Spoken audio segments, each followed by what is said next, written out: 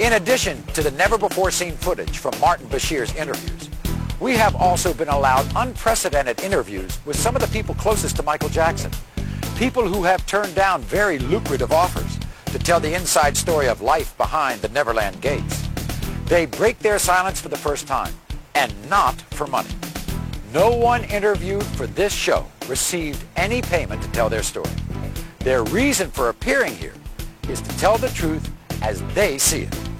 And the person who has most avoided the glare of the spotlight is the person who was perhaps the closest to Michael, the woman who was his wife and the mother of his first two children, Debbie Rowe. What's happened in the past is things have been taken out of context, twisted around. If I can help straighten it out, as much as I do not speak about my family, I will. Right now. When I was talking to Prince one day, he said to me that he didn't have a mother. You said he didn't have a mother? Yeah, I said, Prince, where's your mummy? And he said, I haven't got a mother. That's right. Did you tell him to say that? No. What do you think he means when he says, I haven't got a mother? I said he didn't have a mother. My kids don't call me Mom because I don't want them to. They're Michael's children. It's not that they're not my children, but I had them because I wanted him to be a father. I believe that there are people who should be parents, and he's one of them.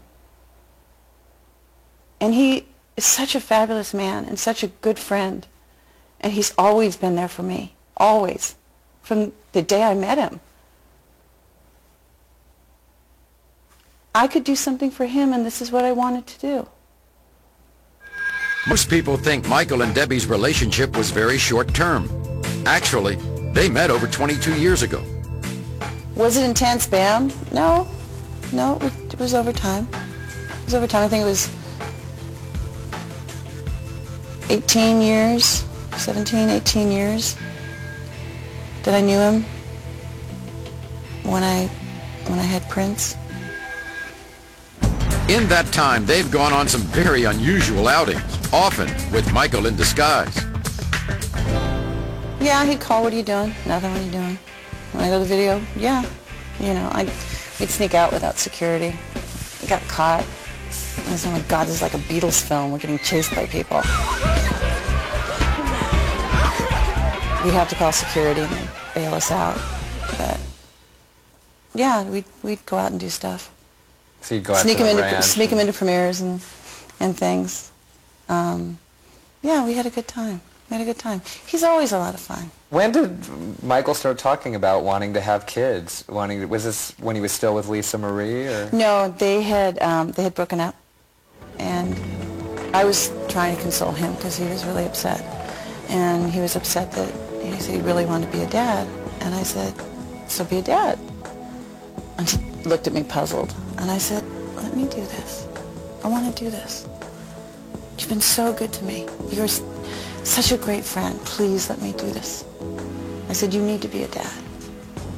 I want to do this. And no.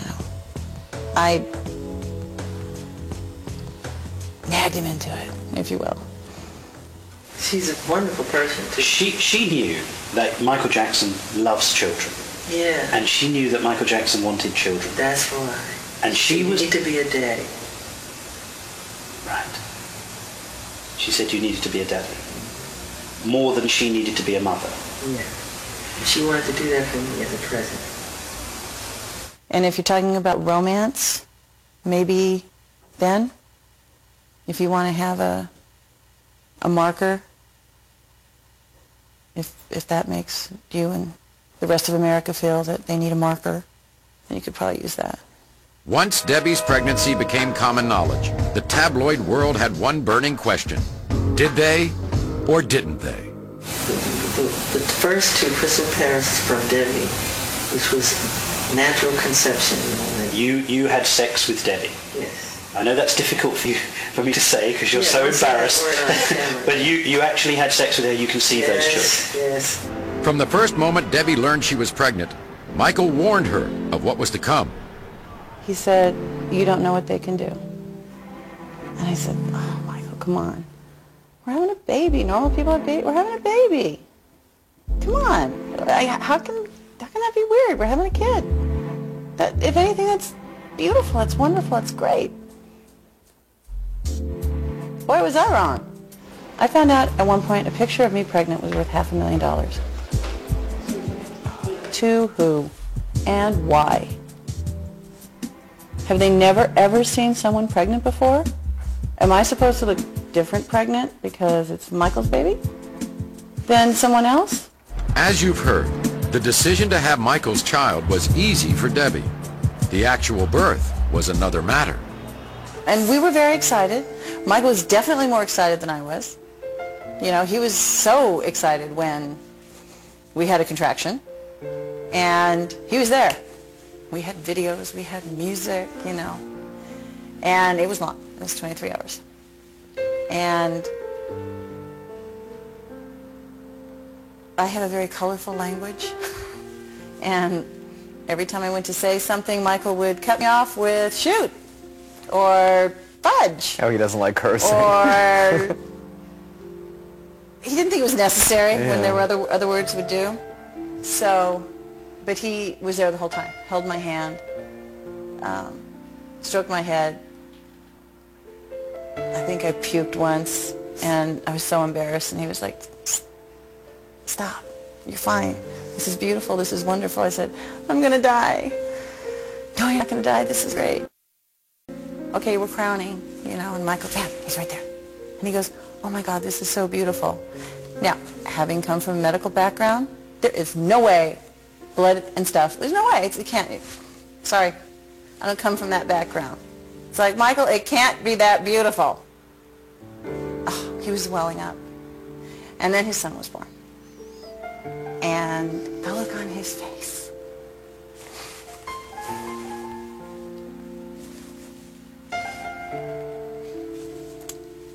Talk amongst yourselves.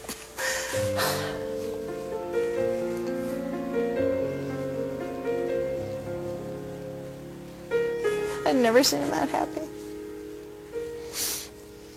And that's what made it wonderful for me, was to see the look on his face. The birth of Prince Michael was soon followed by a sister, Paris. Do you not think, though, that your children would benefit from contact with their mother? No, but she doesn't. It's private information. She doesn't. She can't handle it. She can't handle her own children. Yes, I can't reveal that because I don't want to make anybody upset. While Michael may seem reluctant to discuss Debbie's absence from their children, Debbie had no reluctance whatsoever. People don't understand that, and they want a traditional, they think that something has to be traditional, and they have this notion of beaver cleaver. That wasn't reality in the 50s, and that's not reality, you know, in the 21st century.